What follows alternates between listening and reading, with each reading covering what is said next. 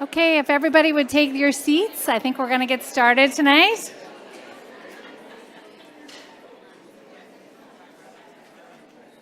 Good evening and welcome, everybody. My name is Stacy Gillette, and I'm the Executive Director of the ARC of King County, and I'll be your hostess tonight in this beautiful venue. I can't believe what a great room we have this evening.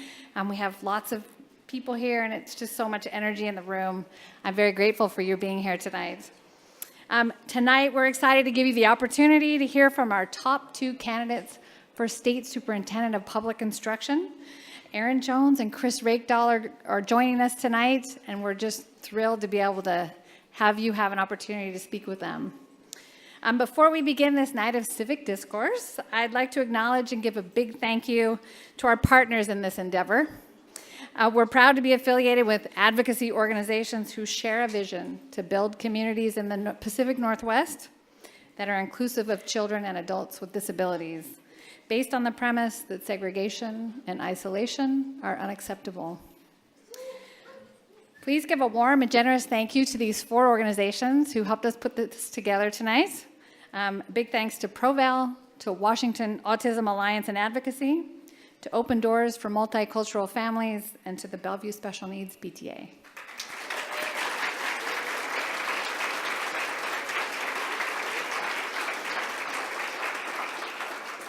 You'll see that they've each got a booth here tonight, and if you get an extra minute, just take an opportunity to say hello to them and learn more about their services as well.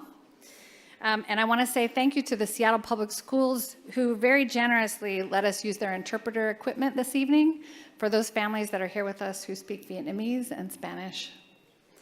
And thank you to our interpreter tonight. We're offering this as well in ASL, and we have assistive listening devices as well. So as we settle into this evening, we hope to provoke your thinking about one of the most important topics in Washington State: outcomes for children in our educational system. The issues are complex, challenging, and they require innovation and bravery to resolve. Tonight, we'll focus on children who are some of the most vulnerable in our classrooms, children with disabilities and with emotional, social, and behavioral differences. By all measures, without proper support and a system which includes them, evidence shows that students with disabilities have lower graduation rates, they're less likely to go on to post-secondary education, they're more likely to be disciplined, restrained, segregated, and bullied during their school experience. We want this to change. Schools should be places where all children thrive socially, emotionally, and educationally. They need to feel they belong and grow into adults who achieve employment, lifelong learning. They need to be empowered to dream of their future, the same as you and I. So we're delighted tonight to welcome these two candidates who will share their ideas about disability, what inclusion means, how to tackle school funding, how to support teachers in their training, how to engage families, and many other questions posed to them by you and by us. So I'm going to give you just a little bit of background on our two candidates. Erin Jones is a former assistant superintendent of OSPI. In case you didn't know, OSPI is our State Department of Education. It's a long word for it. She served as the director for the Center of Improvement for Student Learning. She's been an educator in Tacoma and Federal Way school districts. She's a Milken Educator of the Year recipient and selected as a White House Champion for Change. She speaks 4 languages, she has 3 children, and she's married to a public school teacher. Chris Rakedahl is our other candidate. He works as an executive for the State Board of Community and Technical Colleges. He was elected to the State House of Representatives 6 years ago in the 22nd Legislative District. He is vice chair of the House Education Committee, and he serves on House Finance and the Higher Education Committees. He's married to a school board member and a school counselor, and he has 3 children in the public school system. So now, before I bring them out, I want to introduce 2 champions for inclusion who are moderating our discussion tonight with the candidates. I'm very pleased and thrilled to have in the house Dr. Eileen Schwartz from the University of Washington and Eric Mathis, who is the coordinator of our Community Change Champions program at the ARC of King County.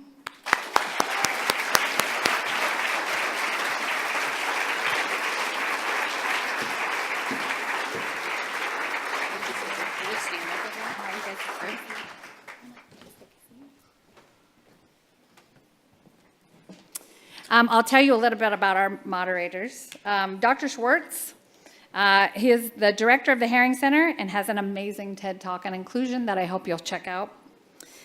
She founded Project Data in the Experimental Education Unit, and she's a researcher in the areas of applied behavioral analysis and early childhood education. Eileen is also the director of the University of Washington Special Education Program designed to prepare board-certified, thank you, behavior analysts. She's committed to ensuring that all children with and without disabilities have access to a high-quality education in their neighborhood school.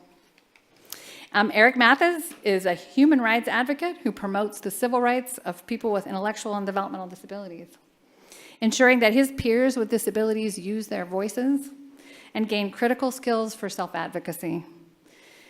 He ensures that they have access to a meaningful life, including employment, independent living, and financial prosperity. Eric's motto is, "Our rights are civil rights, we are the movement." So let's begin. Thank you again to all of you for coming this evening.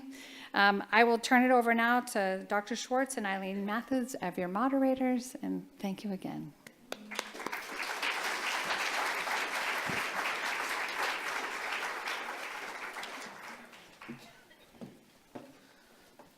Hello, everyone. My name is Eric Mathis. I am a civil rights activist of the Community Change Champions program. I am grateful to be here tonight with you to talk about inclusion and students with disabilities in our schools.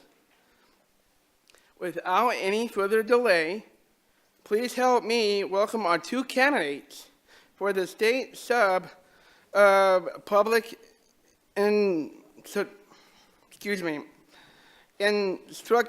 Aaron Jones and Chris Raduck.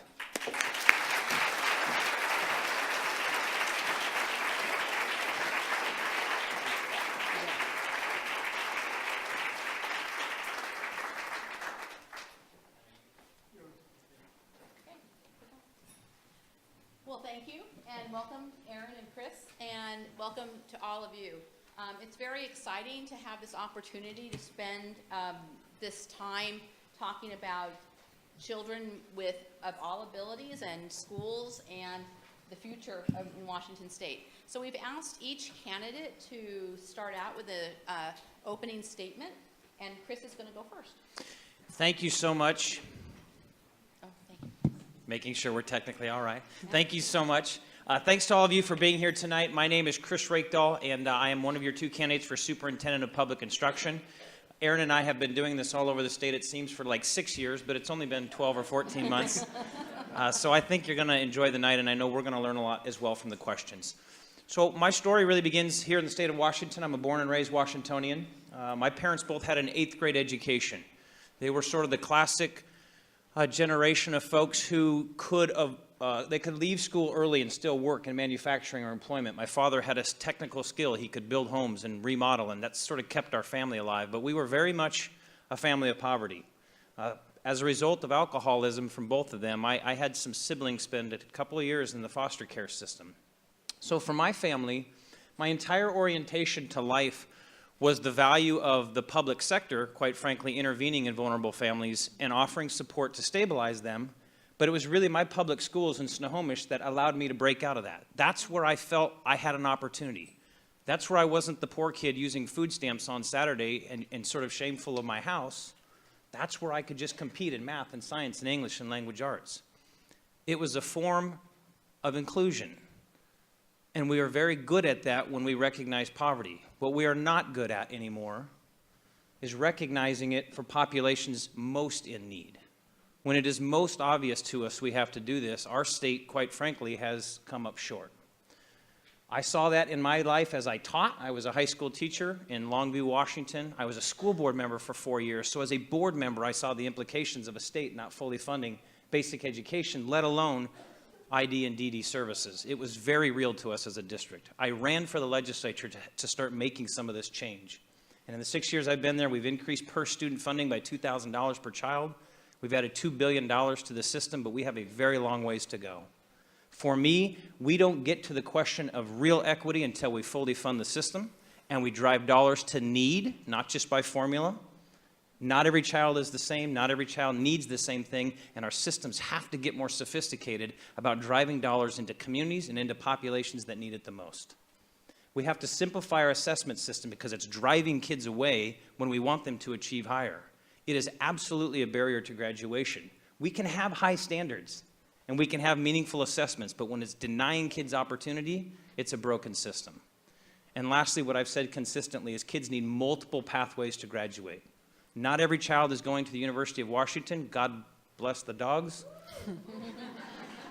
That hurt. I'm a cougar. I said it though, all right? That's all right. It's like kryptonite, but we're okay tonight. But you really have to fully and equitably fund the system, simplify our assessment system, and bring back programs that kids need to be successful. Career and tech ed programs. And programs where kids can touch learning and feel learning, not just be lectured to and take tests. All of this sits on a foundation of equity. All of those issues impact communities differently because of our broken tax code, because of our inability to get assessments right and use them for the right purposes, our inability to get pathways for all kids. This is the work of the next 4 years. And this is the role that the superintendent can have, helping, coaching the legislature, pushing them, yes, and I think Randy's done a good job of that, but also bringing material resource to them so that as they contemplate policy changes for our kids, their constitutional officer is delivering good data and good research. So we're funding best practices and we're shutting down things that don't work. Our children have a constitutional right to a basic education in the state of Washington. It is our paramount duty, and the Constitution says amply. It's more than just okay. It's more than get close. It's what every child needs to be successful. And here's the point I've been running around saying in this state for 14 months. It does not end when a child is 18 years old. Our law makes it very clear that every child who needs it is entitled to a basic education through the age of 21. We don't operationalize it in the state of Washington. We think every kid should be in the same place at the age of 18 on a stage. And they're not. As a parent, we know they move and they grow in different paces. It is time to operationalize 21, bring true transition services to every student so that post-high school, there is a real plan and a real opportunity. It could be assisted living. It could be a community college, a technical college, pre-apprenticeship program, a university. It's whatever their passion and their hard work will take them, but we owe our citizens and our state the complete commitment that the law already guarantees, and as superintendent, I would love to deliver that vision for you. Thank you so much for having us.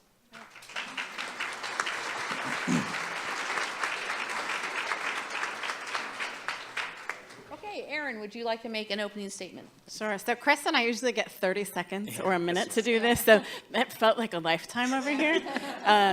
So my name is Erin Jones, and I want to go back to the very beginning because as I think about the work that we're about to talk about today, disability and inclusion, that work for me begins a long, long time ago. Most of you, I see many people who've heard me tell my story before. 45 years ago, I was orphaned and adopted by a white couple from northern Minnesota. And then they adopted a little black boy, and we doubled the black population. And we decided, my father, who was a teacher, decided to move to the Netherlands to take a job where race wouldn't be a factor, where we could live and flourish. And so I started my schooling at the American School of The Hague. Now, what's unique about the American School of The Hague and many private schools is there are no special education programs. At least there weren't in 1976 and 1977. And so when I think about my own journey as a first grader, I've always been a little competitive. In kindergarten, I was determined to finish the alphabet books first. And by the time I got to first grade, my teacher realized there was a new little girl coming into our class named Michelle. And Michelle had Down syndrome.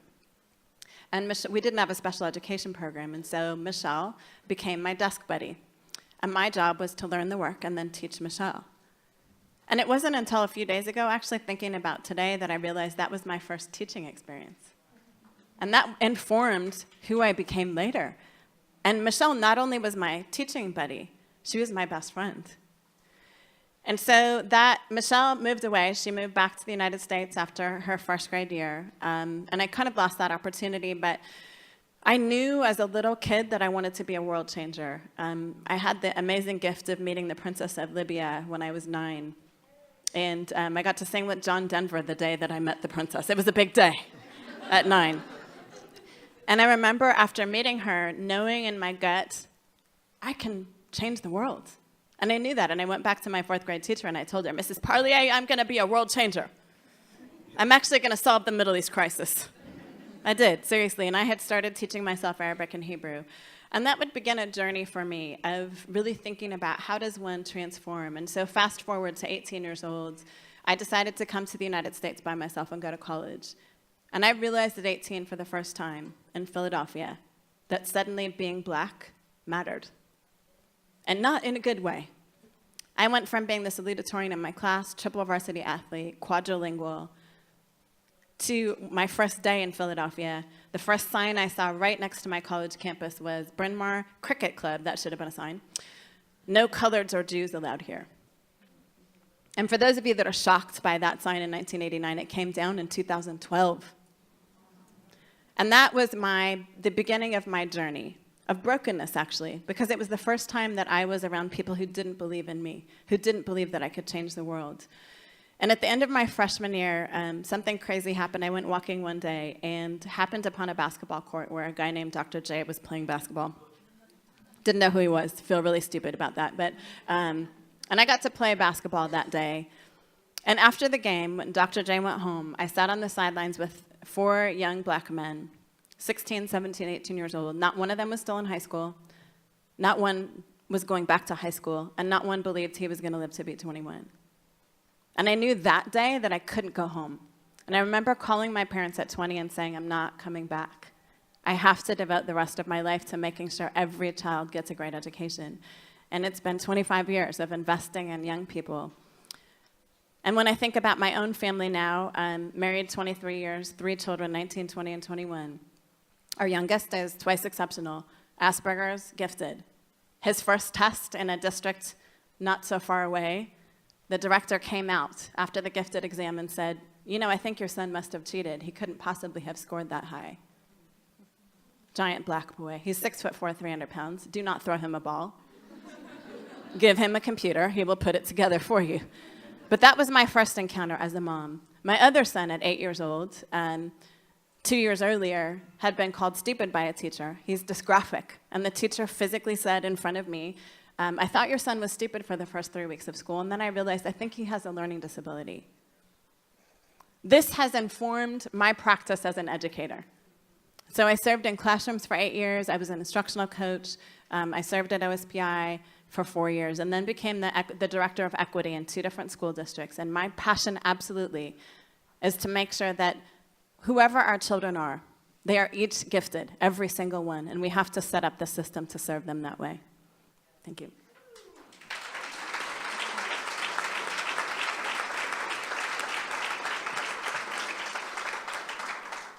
Well, I'm already inspired, and but I'm going to ask you to hold your applause now until the end of the evening, just so that we can spend every moment asking these great candidates questions and engaging in dialogue.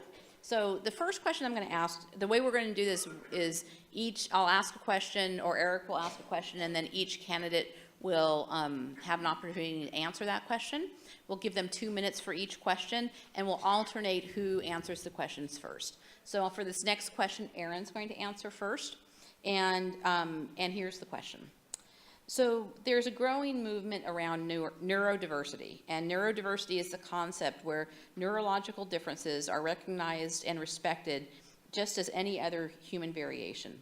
This concept can impact the idea of disability and difference.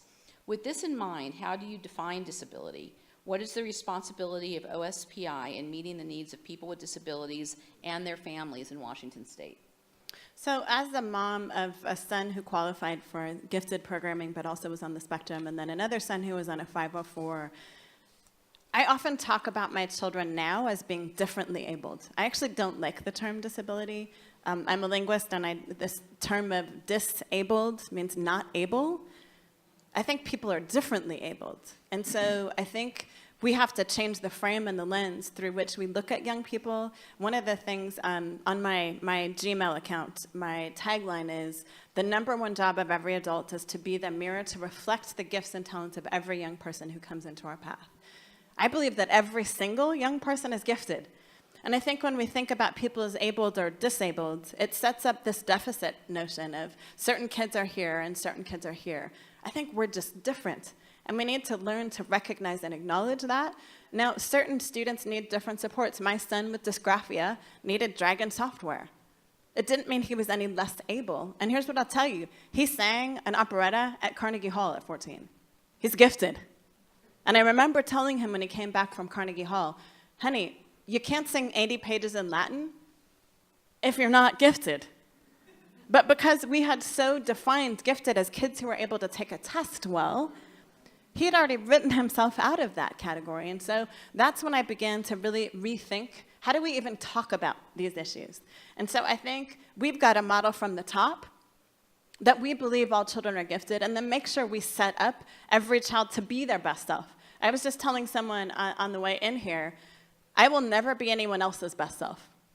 I need to be my own. And I think we've had this notion for a long time of creating widgets. Our children are not widgets. They are unique, beautiful individuals, and our job in the education system is to set them up to be the most beautiful, unique individuals, and to help the system really create all the different kinds of supports. If a kid needs Dragon software or they need a scribe, that's a beautiful thing. It's not a deficit.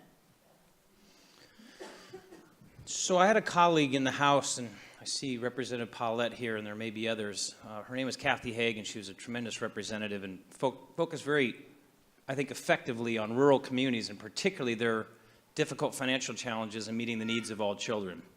And she described this question, I think, in the same result, but in a different way. Everyone is disabled.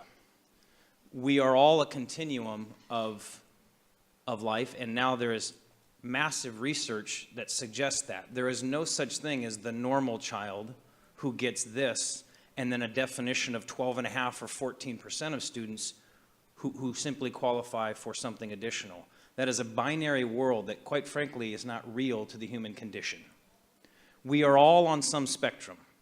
We are all on some array that allows us in some ways to be successful with very little intervention. I just needed a pair of eyeglasses.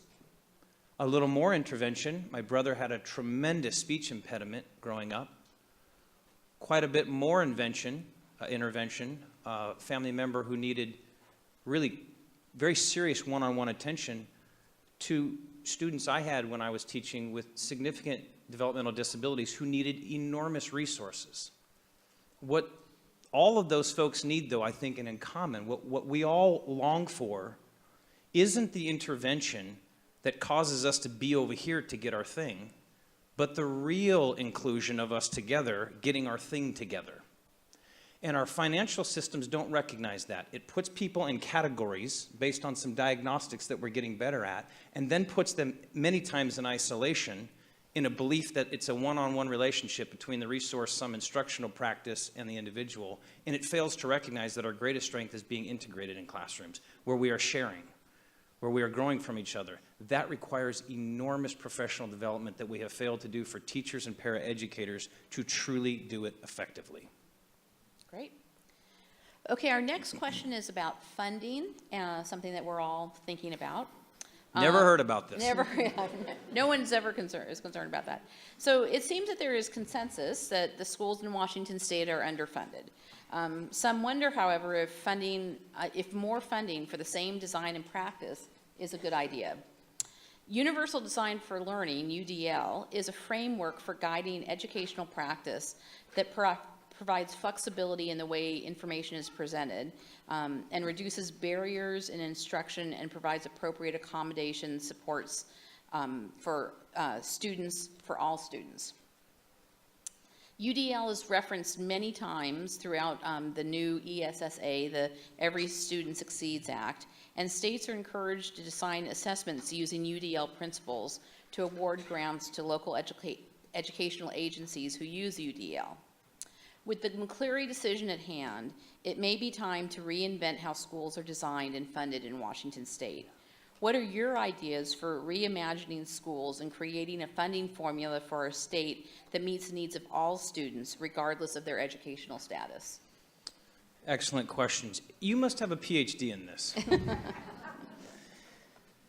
So this is an enormous opportunity for the state of Washington, and quite frankly, every state. But I think we have an opportunity to perform it very successfully, because we are also simultaneously in a conversation about fully funding our schools. Other states are not having that conversation, but they are rewriting their No Child Left Behind policies, and so they're sort of absent this moment where we're also asked out of moral obligation and out of the courts to invest billions of new dollars. So we have a chance to do something in this state that almost no other state does, to redesign the way we envision education results for every student, and that means backing down from the result to the way we implement, the way we fund, the way we train, the way we design. And so I think the moment for us here is to truly embrace this concept that every child deserves basic education through the age of 21 in total accommodation for the result that they need. So what does that mean for me? Number one, we truly have to operationalize 21 years old. We have to take the pressure off of everyone to say it is about this hard deadline and then it's game over. We've done this with our foster care students. We've added services for housing and for education through age 21. We've figured out how to push through this. But it also means that as we inject new dollars into the system, that we reimagine our professional development. We're going to have to be more honest that we put in front of our students, particularly our students with disabilities, disproportionately folks who are less trained, sometimes adjunct or part-time, and certainly not benefiting from the comprehensive services that many of our faculty and staff have. It is about a human question. And lastly, in addition to sort of age and this professional development question, is how do we do it on the ground? What do our classrooms look like? How do we design facilities? How do we design programming? And then what does it mean to engage community? We have a new opportunity with ESSA to drive lots of dollars that were in old buckets into this conversation and into community partners who sometimes have a lot more expertise than the school district itself. We got to engage parents, and we have to engage community-based organizations to solve a lot of this. So I want to speak to 3 ways that I would like to reimagine OSPI. Having worked there and now having worked for the last 4+ years in a school district, after working in a classroom, I see things in a really different way. And one of my worries is that we don't have a very clearly articulated blueprint for public education. So whatever happens, we have a bunch of things that happen kind of scattershot. So we have a Department of Early Learning. We have we have the State Board of Education that drives standards for graduation. We have the PESB that drives what do teachers learn in teacher education programs. We have WASAC, which drives what are the college requirements. There are so many entities. And because we don't have a clearly articulated blueprint, I think when the general public hears McCleary, they think just more money to teachers. And that's not the need. But because we haven't clearly articulated a plan, that's the message that's being communicated. And so my first passion is to engage new voices. So vision, voices, and visibility. In order to create a really clear blueprint for our state, which I think will also help the legislature fully fund properly, we've got to engage organizations like yours who are represented here. We've got to engage actual families who are on the ground. How about students? We can't just have lobbyists who are paid to represent people making decisions. We've got to engage those folks who are on the ground to create that and craft that blueprint for public education. And lastly, we have to be visible as an agency. We can't just come out when we're doing CPR visits. We have to be treasure hunters. We have to get out. What are the best practices out there? And how do we tell those stories? We have to get out and see, because what we see on a piece of paper and data is flat. It doesn't tell the full story. And those are the 3 things that I want to do differently. Clear vision.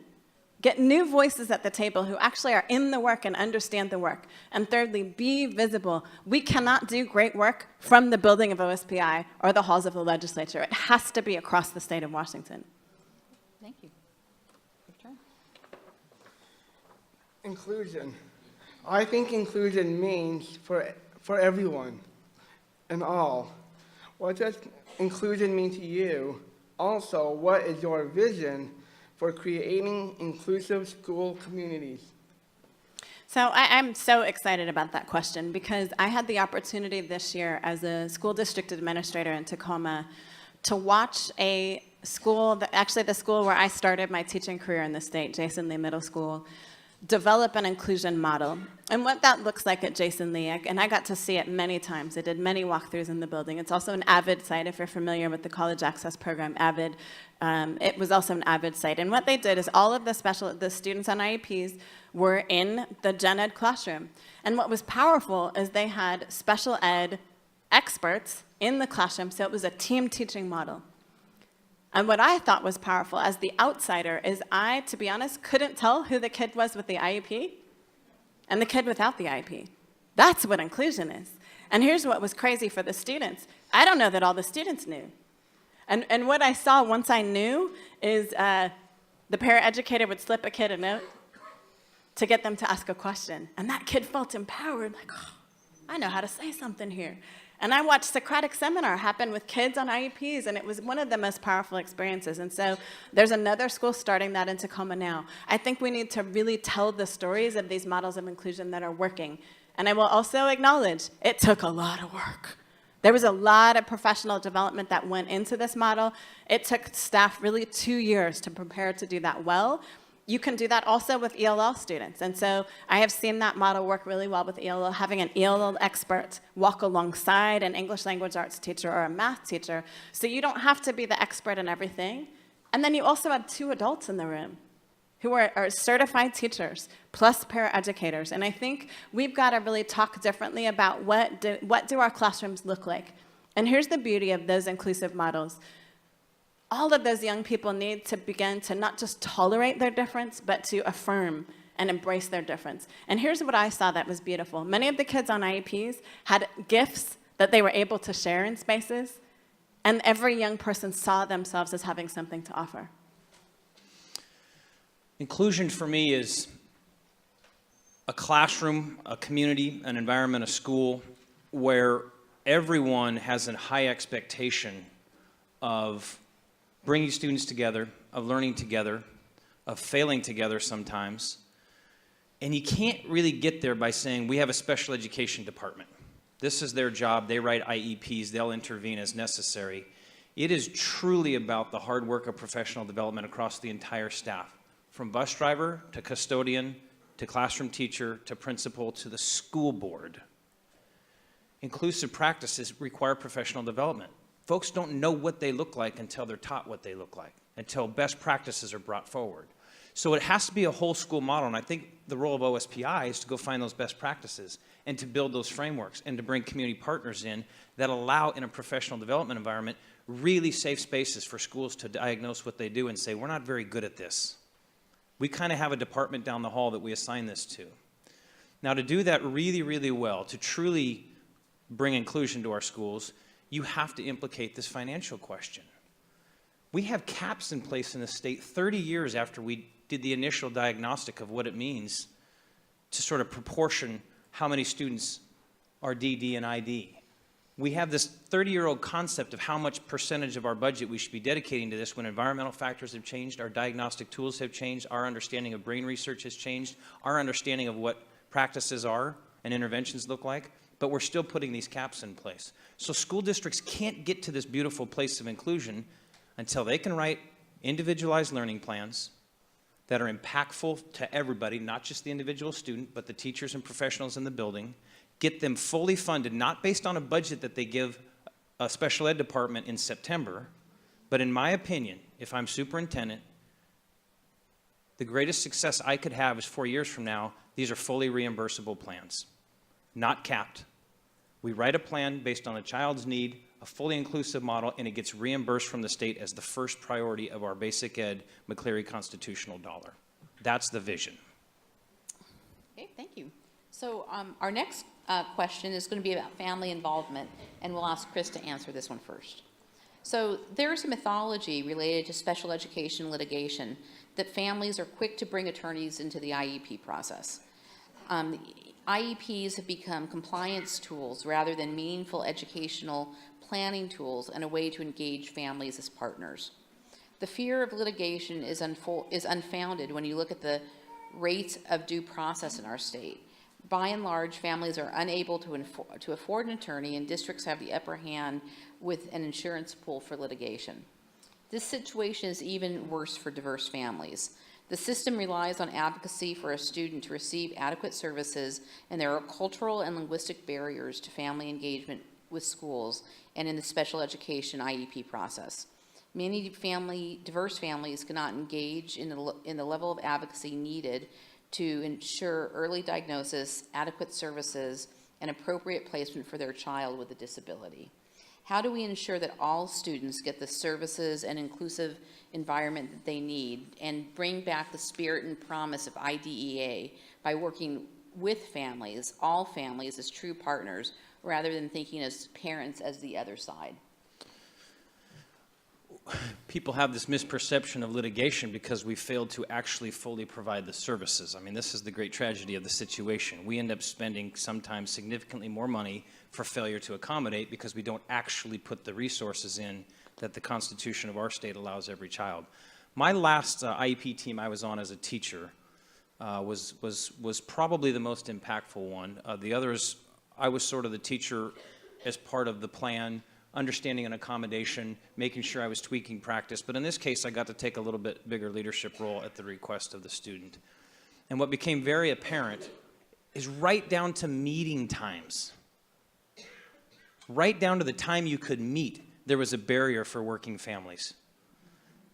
We disproportionately create access or a lack of access right down to when we can meet. Can you get unpaid leave? Can you actually advocate for your child? Do we make it accommodating for families? Not really. That school day starts at 8:15 and that bell rings at 3:15, and boy, we sure hope you can get here. That is not inclusion. That is not a comprehensive plan, and that is not going to continue to work. It takes resources. It takes folks committed to the plans, committed to the team. It's going to take a different paradigm in our schools that helps our school boards, and there are 1,500 school board members, incidentally, getting the help that they need to understand that this litigation mythology is a result of not actually having good plans and not actually doing the work as the law states, with help from the legislature to fully resource. We can't be shy of that question, and I keep bringing it up because I would never want anyone to believe that money solves everything. But in the case of students who are entitled to outcomes, and then we leave them short because we budget for it and create a fixed pie, we can't actually get to the outcomes. And so hopefully there's a question about how we pay for this and the revenue question, because we're going to need to do that as well. So I would say both as a classroom teacher, as a parent, and then as I was the director of the Center for the Improvement of Student Learning, and the job of CISL was to train staff in schools and train administrators in how to work effectively with community. I remember when my son got his first 504 plan, and I remember walking through that process, and it was very complicated. And I thought to myself, I can't imagine if I didn't speak English, because I was an ELL certified teacher, and as I'm walking through the situation myself, I thought, wow, what if I didn't have a car? What if I didn't speak English? What if I didn't understand all these words? We use all this academic language in school, and I feel like it's almost intentional to shut certain folks out. And I think we need to acknowledge that. We need to acknowledge that we haven't created a system that is friendly to everyone or that's inclusive, even in the language we use. And so we have to do a much better job as a system of breaking down those barriers that are built into the system. And I think that language piece is really critical. I also think we've had a model of involving families that I call it's parent involvement. It's we build it, we the school build it, and we tell you when to come, parents. And if you come on our terms, then you're a good parent. If you don't come on our terms, you're not a good parent, and we write parents off. We've got to get to this framework that's family engagement. And for me, the difference between the two is family may mean grandma, it may mean cousin, it may mean the neighbor next door who's really advocating for the kid. And it's a two-way street. We acknowledge you, family member, have something to offer. We are not the experts in school. You are the first teachers of your children. You know the needs of your children, and when you walk into our space, our first question is, who's your child? Not we, the adults, telling you who your child is, but us listening as you tell the story of your young people. And I think we've got to, as a whole system, flip this narrative and talk about family engagement and not parent involvement. And I think especially when it comes to IEPs and 504s, this is absolutely critical. And that doesn't have anything to do with money. It's how we do our work differently. So our next question, we're going to ask this one together, is about post-secondary transition. And Aaron, you're going to go first on this one. So the city of Seattle recently released some data suggesting that people with disabilities are twice as likely as their non-disabled peers to be living in poverty. The rate of unemployment and underemployment for adults with disabilities is staggering. At the same time, there's a lack of post-secondary education options in our state for adults with disabilities. You want to go from there? Yes. I was in special education and I was segregated. I don't think this helped me to be employed or in my life. There are not many opportunities for college for people with disabilities. Many people with disabilities do not have jobs. What will you do as OSPI superintendents to ensure Washington address these issues?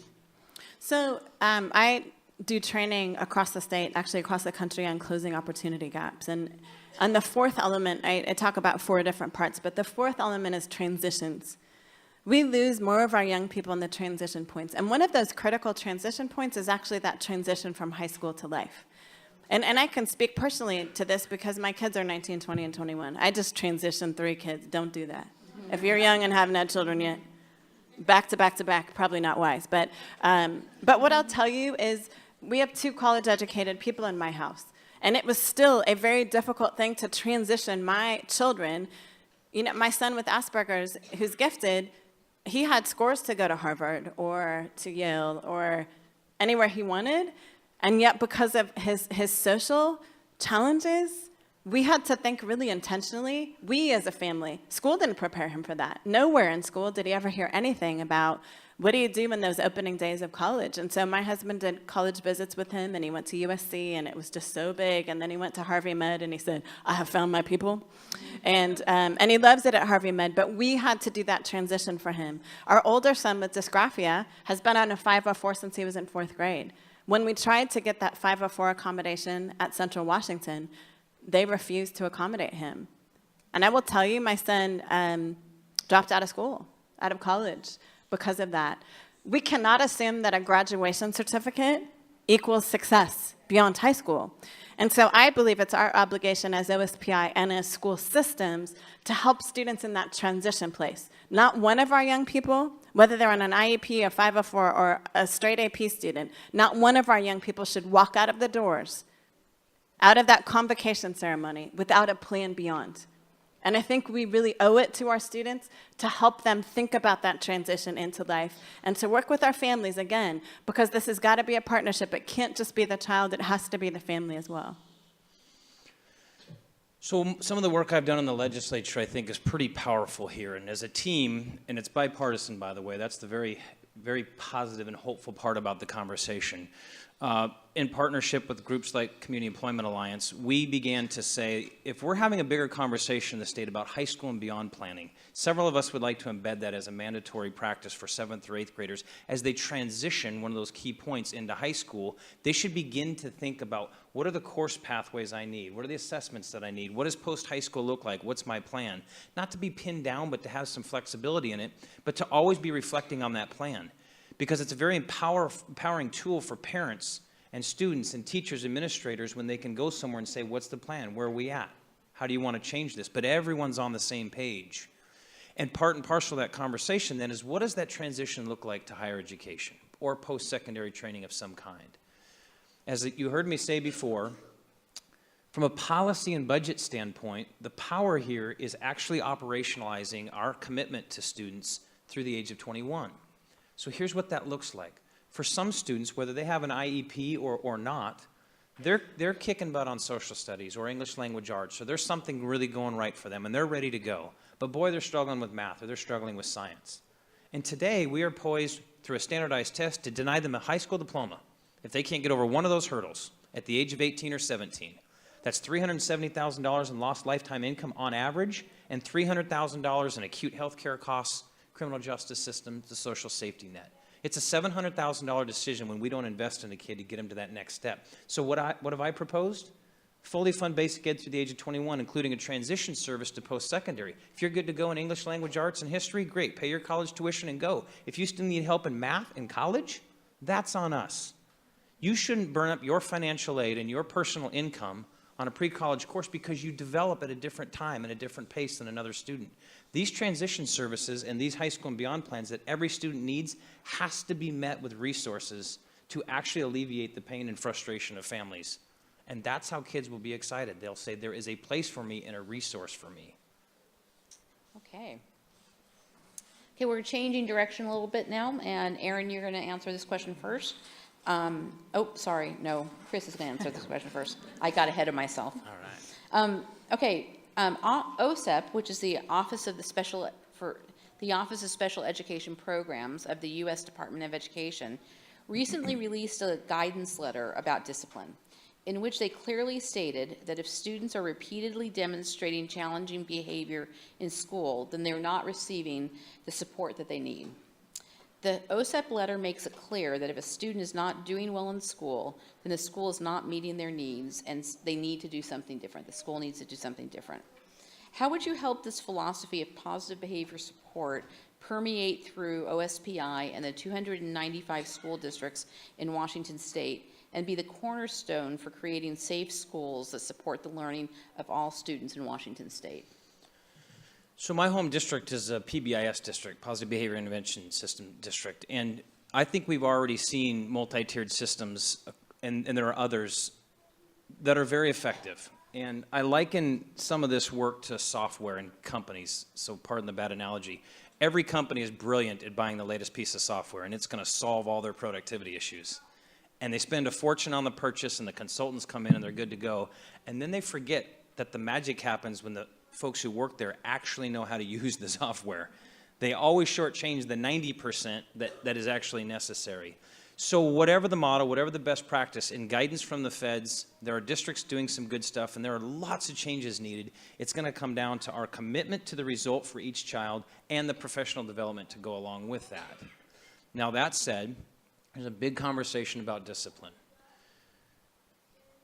We can't live in a world anymore where we start the school to prison pipeline in kindergarten, because we think that labeling kids with behavior is somehow something to be punished instead of an intervention necessary to create more positive behavior. The punishment logic creates a psyche in the child that says, my default is wrong, and occasionally I get it right. As opposed to growth mindset, my default is that I'm growing, and I'm going to run into bumps once in a while. And what our students, I think, tell us pretty consistently is, put some cushions around me. Support me through rough times, because it's going to be rough, and it's massively disproportionate and rough if you're low income. If you face multiple barriers, you're low income, you're a student of color, you come from a poverty environment, you're a recent immigrant with language barriers, these compounding factors create some of the behaviors that are being treated as a punishable offense instead of an intervention opportunity. It comes back to that professional development, it comes back to that commitment, and it comes back to writing plans as necessary that create the full accommodation, including discipline. If we don't get this right, if we do not get this part right, we do not solve the graduation gaps, and we do not solve the massive cost in criminal justice down the road across the entire spectrum of students. It starts when they begin in school our approach to discipline. So, and I want to start first by saying I've been training with PBIS for the last 4 years. I do a lot of culturally responsive practice with PBIS, but I also want to give a shout out to Nicholas Bradford is here somewhere with restorative justice. There you are. We can't just ask people to do something different without providing them training. You know, one of the greatest dangers, I think, is we have a number of school districts now that are saying no suspension, no expulsion, but we haven't trained anybody to do anything different. And so that actually sets everyone up for failure now. And so we've got to, what I love about restorative justice is it's really teaching the whole system, not just the adults, but the students in the system, a different way of showing up in the space. And that's when I think about our students who are considered behavior students, kicking them out doesn't teach them anything different. The word discipline means to teach or to train. It doesn't mean to punish. And punishment doesn't change behavior. And so I think as a system, as a state office, we need to really reframe, how do we even talk about discipline? We need to talk about it through the lens of teaching and training, not only the students, but the adults, and every adult in the system. And so I love the notion of PBIS. I don't think PBIS by itself is good enough, though. I'll say that right here. I think there are a lot of other pieces. We have so many students in trauma that we also need trauma-informed practice training. I think we've set up a lot of our adults to not be able to serve students in the right way because they haven't had enough support. I spent lunch today at SPU with their ed faculty. And we had a long conversation today about teacher education programs, and I know that we have at least one teacher ed program here tonight. We need to do a better job in pre-service, in preparing teachers for this. And one of my suggestions was, I believe all teachers need to have like a micro-credential in working with students on IEPs. Could we create a micro-credential in restorative justice practice? And really get people in the early phase, before they show up in classrooms, to have some pretty significant expertise around these things. Okay. I think you were the second one. I think so. I think, yeah, no, I think it's my lost turn. touch here. I get a second round on that one. Let's go. Okay. So we're going to change, we're going to move to a little bit different topic because I'm afraid we're going to run out of time, and I want to make sure I get to this. And that's the issue of training, of professional training.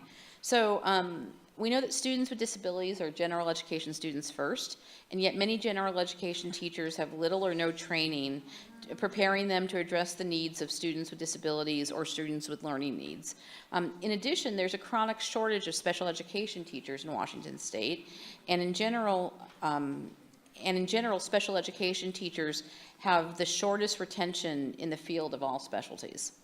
In many schools, the special education teachers are not prepared to meet the complex needs of the students on their caseloads. So what should OSPI do to address these issues? And Erin, you get to go first on this Wow, one. there's so much. I only get 2 minutes. So there's so many parts to that. And I already spoke to it as if I knew the question. But I think we need to do a better job of teaching gen ed.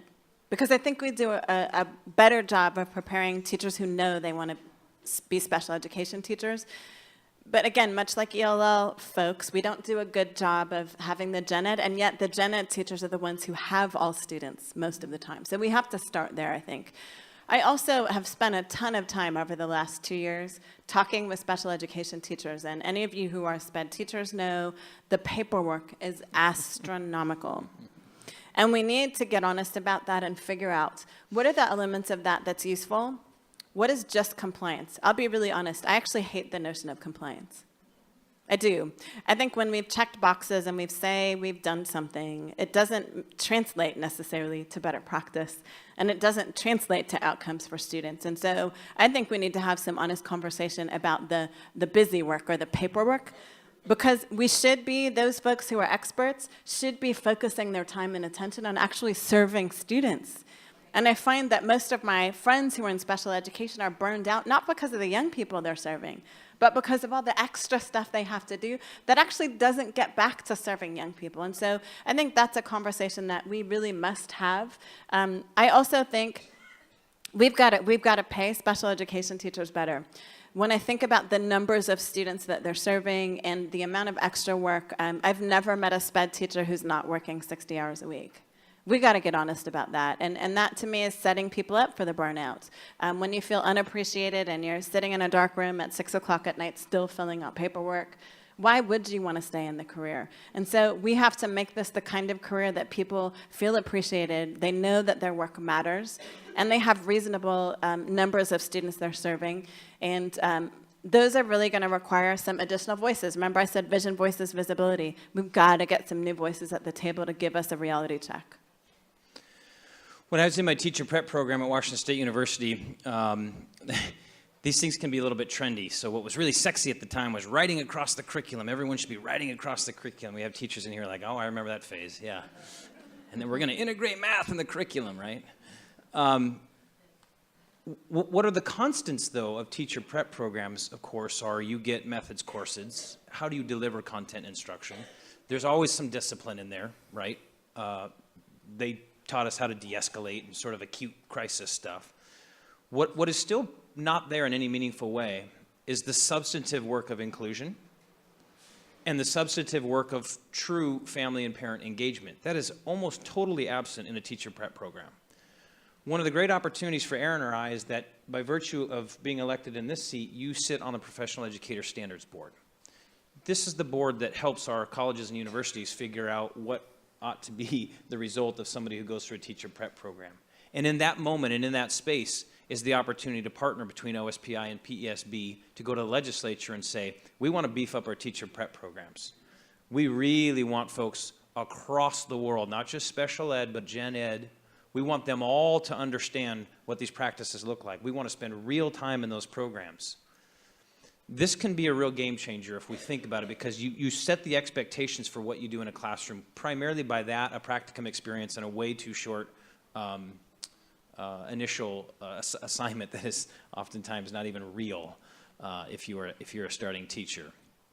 So we also can't separate this funding question, and I come back to this because I want you to imagine you're not here in the greater Seattle area, but you're in a rural community where not only have we made it almost impossible for a family to engage in this, we've made it very, very difficult because the professional development is this goodie. It's treated like a goodie, and it's a function of your local levies. If you have lots of local levy money, well, lo and behold, our district can do more professional development.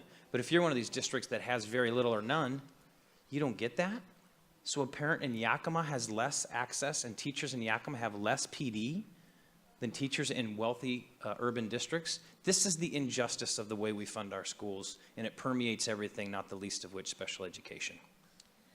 So this is going to be our last question, and I was going to combine the 4 that I have left into one, but I will try not to do that. Wow. So I'm going to ask you a question about restraint and isolation, just because it's such a huge issue going on in our schools right now. The use of restraint and seclusion is not an educational intervention, and it does not change behavior, positively change behavior. Moreover, it's traumatizing to students.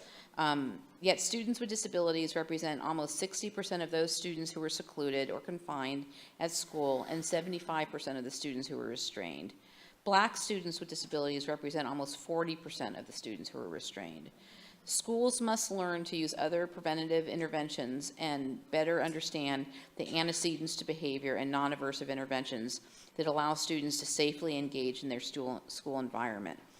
So rather than in more detail than just talking about PBIS, because you both have mentioned that, what steps would you just use to decrease the rates of restraint and seclusion in Washington State? And Aaron, you get to go first on this. Okay. Oh, no, actually, I think it's Chris. I'm sorry. Yeah, I think it's me. I apologize. Yeah. So my first answer is your question for the first minute. I take all of that. This is a very powerful subject, and actually, if you don't know him, and I'm gonna call him out again. Representative Jerry Paulette is here, and he's been the absolute rock solid champion of the House Democratic Caucus on getting this turned around. Yeah. There is such dissonance between the law and the practice right now in this space. There is such research now on the implications of doing this wrong from a very young age. We talk a lot about adverse childhood experiences. And if there's a tragedy in our schools today, it's that oftentimes the most adverse childhood experience is once they get to school as a result of this practice. So we've talked a lot tonight about professional development. That is certainly an element of this. Truly getting pre-service teachers and those in the space to understand de-escalation and to understand in a culturally relevant and competent way what it means to interact with students when behavior is getting in the way of teaching and learning. I personally don't want to live in a world anymore where we have officers with guns on our campuses either. Okay? We are absolutely, and I said it earlier, we are creating and sowing the seeds of the school-to-prison pipeline when they come to school feeling like it's a place that is all about molding and shaping to one model.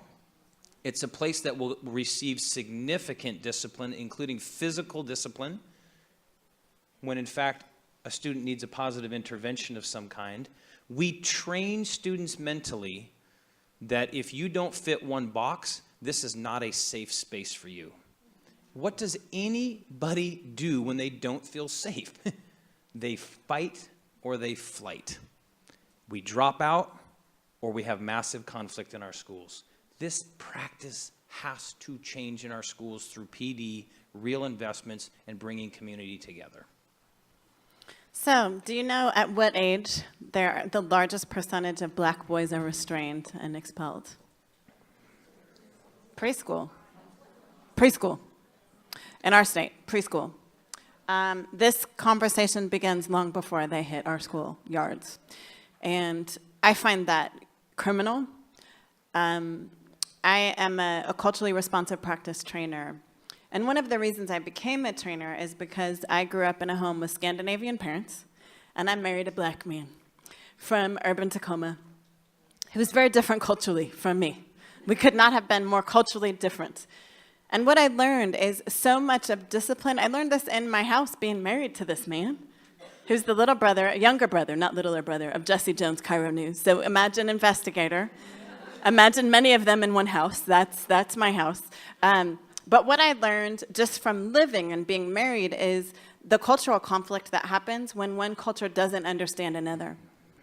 And when, for example, in my husband's family culture, we step into problems physically, and they are large people, and they step into issues. In my family, we step away from. And here's where that conflict begins in school. As you can imagine, those of you who are teachers know, if I'm a little black boy, I've been taught to step into and raise my voice. Well, guess what? If I'm a white woman and I've been trained that I step and lower my voice, then I see that as aggressive now. And it becomes a conflict, a cultural conflict. And so we have to have, again, some honest conversation about culture. And we have to begin to unpack our own culture. Because guess what? We are all biased and prejudiced. Every last one of us. We've all been socialized in a certain way. And until we're honest about that, we will continue to rough up little black boys because they tend to come into spaces in a different way. And that just translates to when they're 5 and then 7 and now they're 12 and they have learned a way of behaving that doesn't work for the current system. And I would suggest that the current system needs to change to adapt to them, not them adapt to the system that exists now. Okay, amazing. I am speechless almost, and people who know me know that rarely happens. But I want to invite you both to make a short closing statement. And What does short mean?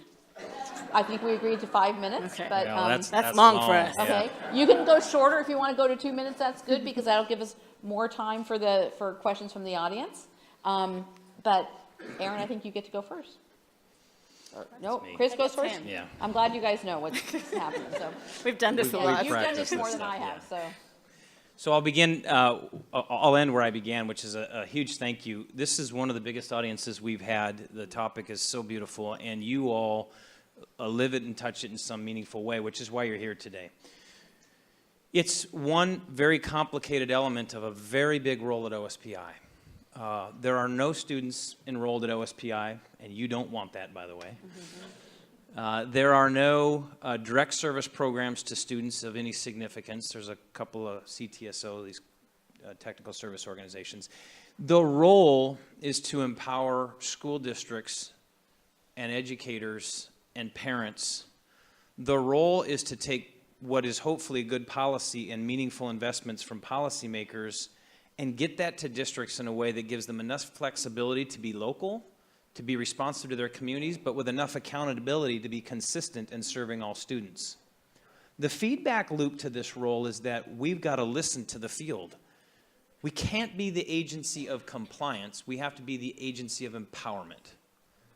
What do you need should be the first question, not let us tell you the rules to figure out if your current practice fits the box. And when you think about an organization that way, it means that that organization is going to have to go through some transformation. It's going to have to go through some change. And every organization does this. It's not a slight on OSPI or the 400 amazing people they're trying to serve. My life is through the lens of poverty. right or wrong, I see the world in deficit of resources because of my upbringing. There are 400,000 students in our system today on free or reduced price lunch or at poverty. There are compounding and massive compounding effects to the treatment of students in schools when they are low income. And then you layer on the racism that is in our schools, institutionally and structurally. When you layer on language barriers, when you layer on lots of gaps. I don't personally believe OSPI is going to solve all those with some whiz-bang policy framework that goes to the legislature and suddenly they go, you know what, we haven't wanted to raise taxes for 30 years, but we got it now. We're ready to go. I think this is an educational process where the field is truly listened to, where we deliver best practices and research from our partners in higher education and in behavioral sciences to the legislature to say, you want a different outcome for your McCleary investment? Are you we're sure you don't want to just dump $3.5 billion into the existing system. Let us help you understand what the field needs. Let's work on good policy and budget. Let's change the way we do things so when the money goes back out and the policy goes back out, it reflects what the community's asked us to do. That's the role of a state organization. I've been a teacher. I've been a school board member. I have a graduate degree in public administration from the University of North Carolina, Chapel Hill. I went there because they had one of the best programs in the country for managing public finance and aligning it with performance measurement. How do you get the best results from complex organizations to serve the public? This is the love of my life. It is nerdy and geeky and silly, and I love it. Most people go, oh God, just get me to the result. You can't get to the result without reframing organizations and rethinking and reimagining the possibilities. So this is what I offer to you. 25 years in education, not just in the classroom, but some, not just on a school board, but some, but also in higher education where I've observed the transitions and I've seen the second chances that are available to students. As a policymaker, as the first superintendent potentially in over 30 years to actually have children in public schools at the time of service. You don't think we go through anxiety in the Rakedahl household every spring come standardized test time? It's real for us. So I want to thank you for being here tonight. My vision of this organization is that it become a significant learning organization that transition itself not to more compliance and regulation, but to a real customer service organization that listens to the field and delivers good service and practice, that listens to legislators, and delivers to them policy options and policy frameworks so they understand as they contemplate new approaches. They understand the impact of 295 districts. They look at it horizontally, geographically. They look at it in gender. They look at it in lenses of equity. That's our job, and I can't do that alone. I just want to be the person who changes that culture through a thrust of leadership that says we're going to do this differently. And it's an enormous opportunity with the feds giving us some new flexibility, the legislature infusing new resources, and a career in education from many, many different angles. I believe I will do this job exceedingly well, not without failure at times, but what an amazing opportunity, and you give us that chance on November 8th, and I would love to have your support. Thank you.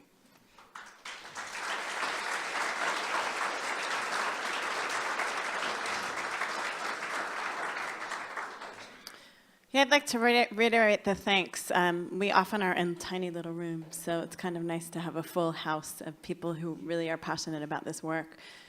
I want to go back again to the 3 V's, vision, voices, and visibility. After being in and around the school, as a mom, as a teacher, as an administrator, as the wife of a current teacher, the thing that I find absolutely lacking that I think is critical above all else is that we craft a blueprint. If I could leave nothing else behind after 4 years, it would be a very clear blueprint of how all the different agencies work together, how community-based organizations are working together, and really our vision as a state. That means your vision, our vision as a state, for what high-quality public education would look like, because I don't think that's clear right now. I think we have graduation requirements. That is not a vision for public education. My greatest desire for public education is that we connect every single young person to their passion and give them the experience and expertise they need to turn that passion into a career. Not a job, but a career that they can feel good about, that they can feel like they're not only making money for their family, but they're able to give back and contribute to the community. That's my greatest desire. And we need a clear vision for that. It is not one pathway for all kids. When I came to the US, the trend was pretty much the middle-class white kids go to four-year college, the black kids and brown kids go to trade school. That was the message in Philadelphia that I saw. And now the pendulum has swung. Every kid to four-year college. And what I know as the mom of 3 kids, that is just not the way it should work. I want each of my kids to do whatever they love, whether that means going to the Army, or it means going to trade school, or it means going to cosmetology school or four-year college, whatever that means. We need to help our young people connect to a passion early enough that they can really see a pathway. Because I think right now for many young people, they have this dream out. Can I tell you how many kids tell me, I want to be a doctor, and when I ask them, do you like biology and chemistry? Not really. Like, well, then you probably should think of an alternative plan, because that's not, but I think we haven't really crafted a clear blueprint and a roadmap for young people. And so they see things on TV that look really fun. But guess what? Lawyers aren't always arguing in front of people. They spend more of their time reading. And so I feel like we have an obligation as a state to really lay that blueprint out in a way that will help educators, will help families, and will help students. Is our client students? It's not. But here's what I will tell you. My lens will always be young people. Always, always. I have spent the last year, I've talked to over 25,000 young people. Not about the campaign, about their lives, about their vision for themselves. I've listened to young people. What are their passions? What's working for them in school? What's not working? I sat for 2 days in a school in Vancouver, Washington, talking to freshmen who were in danger of dropping out. And at the end of those 2 days, one of the teachers happened to mention to a kid, do you know she's running for office? And he said, you're running for office? And you spent 2 days just listening to us? I said, yeah, that's the work. And so I want to be the state superintendent who listens to the ground, who is visible. Here's what I'll tell you. Those who know me from Tacoma know I will be out teaching in a classroom somewhere once a month. Because I think it's that important. If we want more teachers to get into the field, more young people to imagine themselves in this field, we've got to be out there modeling it and talking about how great a profession it is. We've got to change that culture that our country has around this. We are defaming the profession of education. And so as a teacher myself, I want to be out doing that work. I understand the work is much more complicated than me going to teach a kindergarten class. I own that. But I absolutely believe in modeling. I believe that our agency all has to be trained in culturally responsive practice. We cannot ask you to do it out there if we're not willing to do it first in the agency. And so that's absolutely critical that we model for you at the top level what we expect your behavior to be out there. Every secretary, every assistant, every budget person should understand, what does equity mean? How do I do my work through that lens? And so again, clear vision, get new voices at the table, and then be visible. That is absolutely incredible. We cannot represent people we don't know or places we have not been. And I really believe that we have to do this work differently. It has to be about partnership. It has to be about engaging voices that have not been at the table. The voices that have been silenced because we have not invited them. And so I will tell you, I want to be that kind of a leader, and it's the same kind of leader I've been for the last 8 years, to invite you, and not only invite you to my space, but encourage you to invite me into your space. Thank you so much.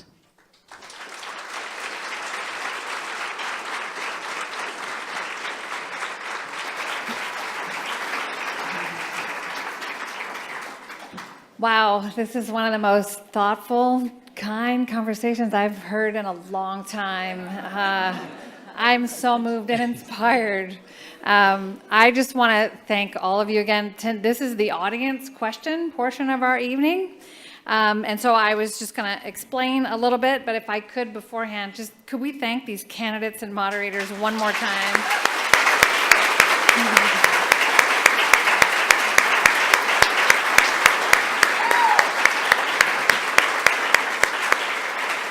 We'll give them just a minute for a drink of water and to take a breath while I explain to you. We're going to take about 15 minutes for questions total, alternating between the microphones on each side of the room. So you see a microphone here and a microphone here. If you would, please go ahead and just line up. If you have a question that you'd like to ask, please ask your question slowly and as concisely as you can so we can get to as many questions in the room as possible. We may not get to everyone, but we'll certainly do our best. And please know there's a 30-minute reception following this, that you'll have an opportunity to interact with the candidates on your own if you don't get to your individual question. We'll begin on this left side of the room, well, my left. Please tell us your name if you're comfortable with it, and we thank you for making sure that you use as respectful of language as possible. Please be sure to state which candidate your question is directed to, or indicate the questions for both candidates, and we'll leave time for both candidates to respond. So we'll get started over here. If you could Hi go there. ahead. My name is Melissa Westbrook. I write a public education blog, and my question's for both candidates. You both have said that you're against charter schools, but charter schools are now legal, although the law is being challenged again. But what do you think the role of the superintendent is in supporting those schools? Should it be a different kind of support because they are different by their very nature being charter schools, or as they say, we are public schools too, so therefore we have to be treated as public schools? How do you see that role? And secondarily, if a legislator came to you and said he or she wanted to raise the cap on the number of charter schools in the state, what would be your response? So I'll start out. I think the NAACP just came out, the national NAACP just came out with a recommendation to cap all charter schools. And because what they're seeing is the data for students of color is not good. And so I think our obligation as the executives is to execute the law. And if it is determined that charter schools are legal in our state, and by the way, I just heard from my husband about an hour ago that OSPI was just awarded with a Department of Education grant to fund charter schools. So that is a whole new conversation now, right? That adds a whole new layer to this thing. Here's what I would say. I have said often, we can't just say hell no to charter schools without having an option for our students of color, because we are desperately failing far too many of our children. At the same time, I don't believe charter schools are the answer. And so for me, I want to make sure the 8 that are open right now are doing what's best for all kids. We have an obligation to those kids. And that's the most important thing. What I don't want is for us to open this cap and now suddenly we have 40. And here's what I'll promise you. If people have not planned those well, and we just have folks from outside of our state coming in and opening up, we are going to be just like Atlanta or Memphis or Philadelphia, where schools open and shut. And I think that does incredible damage, especially to our most vulnerable kids. And we have an obligation to serve our most vulnerable children really well. I'll start with the cap question. We're at 8 right now, and one of them didn't start off too well. So the fact that there's 40 in the statute, I think perhaps that's changed. We're a long ways away from getting to that, so it would be totally inappropriate right now to be talking about more charter schools in terms of a cap. If you're a charter school champion, you know, this may be hard for you to hear, but the track record of charter schools with students with disabilities has not been good in this country, okay? If you are defining success as a standardized test, you have massive incentive to create a customer base of students who do very well on standardized tests. They are very good, I think, at instructional frameworks. They've not always been good about inclusion. Because what if a student doesn't do well on a standardized test? How do we measure a successful school? Can we include art and theater? Can we include career and tech ed programs? Is it okay for students to demonstrate proficiency on math by building a small home? Can they demonstrate chemistry success by welding? Is this okay? That's not the model we've created in this country in charters. It's define success by a standardized test, recruit students who do well on tests, filter many of them along the school year, so by the time you get to the test in the spring, you've weeded out the ones who are not going to do well on tests. Students on IEPs historically have not done exceedingly well on standardized tests. So I'm not a champion. I've been really clear about that. And it's not that I don't want parents to have choice, but we should work on laws that empower the schools we have. We should work on laws to give parents choice within districts and between districts. And at the $7 million the state just accepted to expand charter schools, that's almost $1 million per charter school.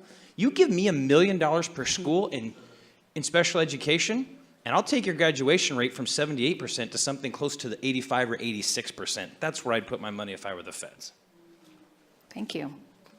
Hi, my name is Sandy Hund. I teach in Highline, and my question is around the current committees that are set up by OSPI to create the transition to the ESSA, the Education, Success Act.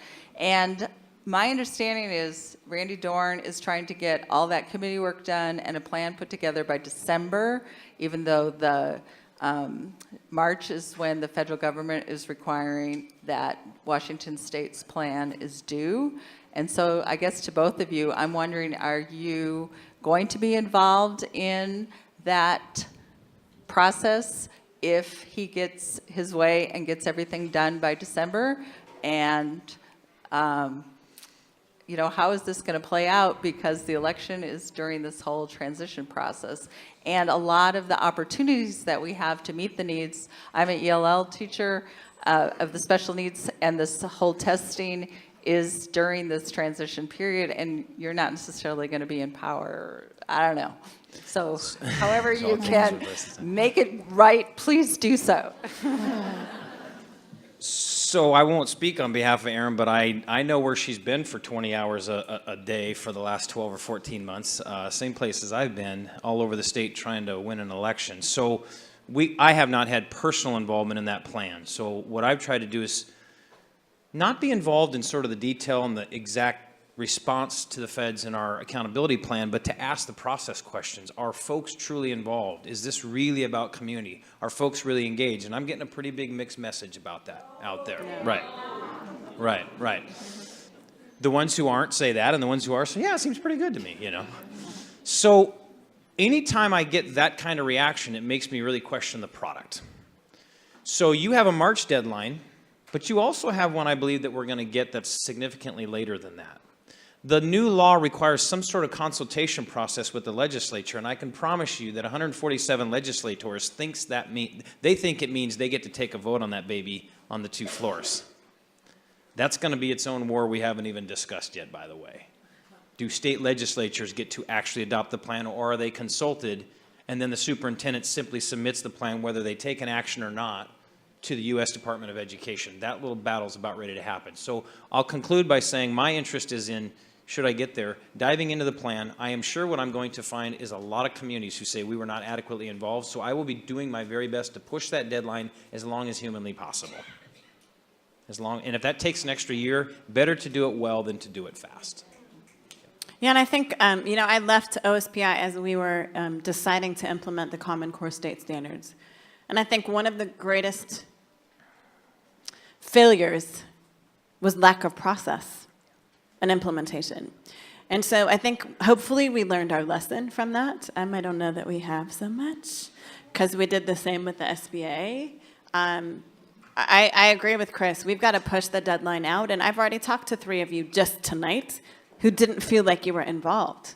Or here's the other thing I will say. I think oftentimes we say involved because you're in the room. Involved to me is not you're in the room. Involved is your voice actually matters. And we actually see evidence of your voice in the document. And so I think many of you have been asked to be in the room, but you see no evidence of your voice in the document. And so for me, what I'll say, we have a unique opportunity, whoever takes office, to actually have a transition that starts at the end of November.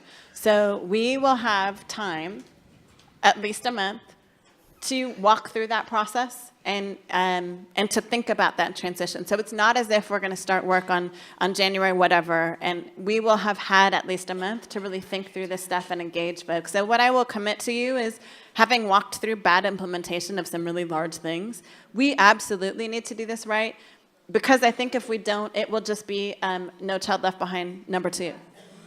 And that's absolutely not what we need right now. Thank you. So we have time for one more question on each side of the room, I think, given the answers are from both candidates. We'll shorten our Okay. answers. It's okay. Yeah. My name's Andrea Kadlik, and I'm a parent in the North Shore School District. I have a follow-up question. Well, first I want to say thank you very, very much for doing this event tonight. This is wonderful. In follow-up, and in relation to ESSA, there's a provision in the Every Student Succeeds Act that says that schools the OSPI must support schools in the reduction of restraint and isolation. And for this year, for the first time, thanks to Representative Paulette, we have OSPI reporting data on actual use of restraint use in the schools. So the feedback I've had in the ESSA arena is that I don't know that what's happening in the implementation of the state plan is I don't know that OSPI is including that provision, and I want to make sure that that provision gets into the state plan. And I also am wondering what you would do specifically to reduce, to use this data to reduce restraint and isolation in public schools. So I think we can write policy and it can stay on a piece of paper and not have any impact at all. So I think it's how do we implement policy is the more important thing. You know, as I sat in my 4 years at OSPI, we constantly writing new bills and new legislation and new mandates, and if there's 0 training days, you all know, I see you shaking your heads. You get 2 or 3 new mandates and there's no training day and you get an email in your inbox, oh, by the way, next year this is the new law. We have got to not just create policy, but we have to create space and funded space for you to get that support, to know how to implement that policy, or else it's just another new unfunded mandate. How many of you love those, right? There's 1 million every year. We've got to stop that and really be more intentional about what are we implementing, how are we implementing, and how can we at OSPI provide you support, whether it's technical face-to-face assistance or creating videos that you can watch on your own time that really walk you through implementation. We have to do a better job at the state of really making that transition much more smooth than an email, because that just doesn't work. So Aaron covered the PD pretty effectively here. Here's what I'll add. This was a pretty amazing time in our history where we're disaggregating data in very powerful ways. Both the feds are requiring that, and our state has passed a very powerful opportunity gap bill that compels us to disaggregate data. It's some of that work that's causing OSPI to go, okay, we're not just going to collect data anymore. We're actually going to do the research. We're going to break it apart. And here's the part where I would love to be, sort of that performance change person. You got to put that in the accountability framework for schools and districts, and then you got to make it public. Today, real estate agents love our system because these are the test scores, and they go, buy a home in this neighborhood because this is the test score. When it becomes, here are the multiple variables to distinguish what a good school looks like, it's assessment scores, absolutely. It's attendance practices, it's discipline policies, it's data on restraint, it's health outcomes for kids. When you have a multi-tiered system and you really give parents information, they're empowered, and the schools change practices when they think something's going to end up on a website, and North Shore gets to be compared to Seattle School District. Like, that is accountability when the public gets to see the results by something more than a simple test score. That's what ESSA gives us the opportunity to do, is reimagine accountability with multiple variables, and sometimes ones that matter a lot more to people than a standardized test mandated by the feds. Okay, thank you. We're going to have one more question because I see Representative Jerry Paulette at the mic. Just remember, we have 30 minutes reception for you to spend a little time together. So go ahead, Representative Paulette. I want to thank all the people in this room who made it possible to change the law this year on isolation and restraint.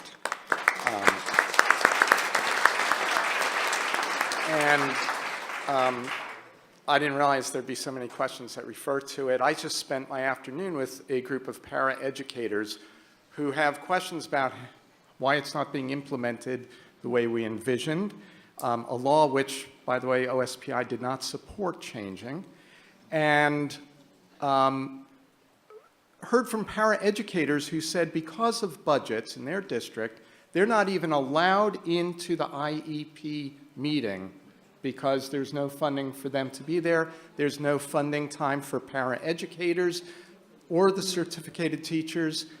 And this all eventually comes down to how are you each going to be an effective advocate, and what is your specific plan for increasing our funding for our children's basic right to education in the state of Washington? What specific plans do you have for funding and leading both legislatively and in the public? Not just saying we should fund more or I'll be a cheerleader, but what are you specifically going to advocate for? So a data point to start with, 30 years ago, you lived in a state that returned 7% of all the private sector economic activity back into the public sector through your state government. 7%, seems reasonable. Actually, it's kind of the average around the country at the time. 30 years later, you're returning less than 5% of private sector activity back into public sector services. And schools get about half of that. So you say, what does that mean? What does 2% mean? Every 1% is $3 billion a year that we've kept in the private economy that used to go back into public services, whether it's environmental protection, public schools, higher education. Those tuition bills that many of you are paying yourselves or on behalf of your children, that's what happens in an anti-tax climate. So we have to have a more honest conversation. It's not what is somebody else going to do. It's not what the legislature is going to do to fix McCleary. It's what are we going to do? Are we willing to take on property tax reform so we don't have districts with several $1,000s per child at a low tax rate and some districts with almost nothing per child with a very high tax rate? That is the fundamental injustice of the system. So we'll have to do levy reform, not some oversimplified levy swap where we just lower local levies and raise state property tax and say we're good to go with no new resources. You actually have to use capacity in the state property tax, and there's $2 billion worth there. I've also been very public that you're going to have to take risks to change the implication of the tax code by who pays. You can't just keep raising sales tax on folks. You can't just keep doing B&O tax on folks. So let's start with a capital gains tax. 41 other states have it. The amazing progressive state of Idaho has a capital gains tax. And at 7%, we would be below Oregon and Idaho. We'd be incredibly competitive. We'd generate $1.5 billion every 2 years. Less than 2% of Washingtonians would pay it. It's not on your income. It's not on the sale of your business or your farm. It's not on your pensions. It's on buying and selling stocks and bonds. Now, we have some amazing companies in this state, but some of them, they don't just make software and airplanes. They're finance institutions. And it is time to tax wealth where it is as a form of justice. Incidentally, that does not make me popular with very wealthy people in the state of Washington, as I found out. So I think the need is so great that we've got to have multiple ways. So I don't think it's, there's some who've said an income tax. There's some who've said capital gains. Some who've said eliminate some of the tax breaks. I'll tell you, one of my pet peeves is we have a number of large businesses in the state who say we're not raising up enough STEM kids, and yet they're not investing. Let's call it what it is. So I think if you're going to ask us to raise up more, you have to also be investing in these things. And I have said this before, too. It's going to require all of us making sacrifice, every last one of us. But I go back to what I said in the beginning. We as OSPI have an obligation to lay out what are all the elements of a great public education. It's not just paying teachers more. It's that professional development. We've got to be really intentional. What does it mean for special education? We can't just say we need more money. We have to really clearly define what is this more money and what are we going to get out of it. And that's our job as OSPI, to be the experts in the education system, to bring you folks to the table to help us lay out a very clear plan of this is what amply funding basic education would mean. Beyond teacher salaries. If we're going to say, we passed a law, we passed the initiative for smaller class sizes. The reality, though, is we haven't funded it. Lake Washington by itself needs 50 more classrooms. 50 more classrooms. We can't make that happen. If we want kindergarten for every child, we need more classrooms. That has to be funded by the state. But if it's not laid out for the state, you, the people of the state, need to know where the funding is going so that you can work with your own legislators and your local people to move the needle. It's going to take all of us using all of our voices, but being very clear about here's what it means to amply fund our system. It doesn't just mean throwing $1 billion more at Seattle Public Schools. It's here are the different gaps in the system, but if we don't have a system laid out, how can we possibly fill the gaps? Okay, can I hear it one more time for these incredible people?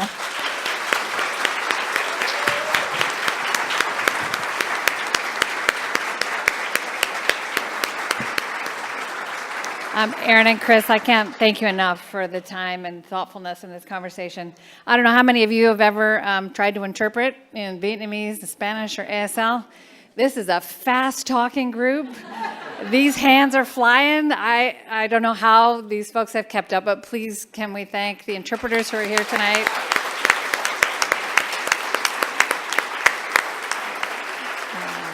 And once again, to the Seattle School District for giving us their equipment for free on loan this evening so that we could interpret this event. I want to thank again the partners that we have tonight, ProVal, Washington Autism Alliance and Advocacy, Open Doors for Multicultural Families, and the Bellevue Special Needs PTSA.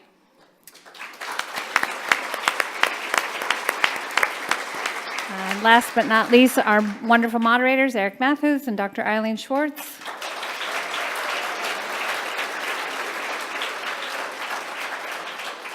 Thank you again for spending your evening with us. We do have 30 minutes reception. Please relax, spend a little time with the candidates, get to know each other a little bit, and thank you again for coming.